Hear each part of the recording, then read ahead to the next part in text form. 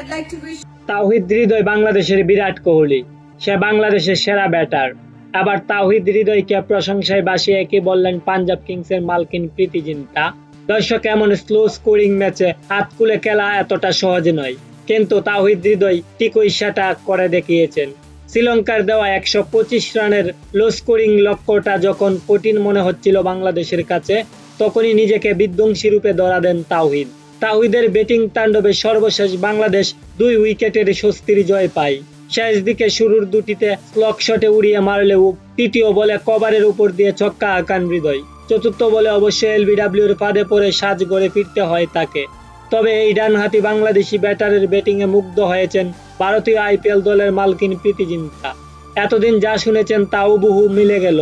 প্রীতি জিন্টা বলেন, তাওহিদ হৃদয়ের ব্যাপারে অনেক কিছু শুনেছি এবং তা অতিরঞ্জিত ছিল না। তাকে স্পেশাল খেলোয়াড় বলেই মনে হচ্ছে এখন। তো দর্শক, তাওহিদ হৃদয়কে নিয়ে প্রীতি জিন্টার এমন মন্তব্য আপনার কাছে কেমন লেগেছে তা অবশ্যই কমেন্ট করে জানাবেন। ধন্যবাদ সবাইকে।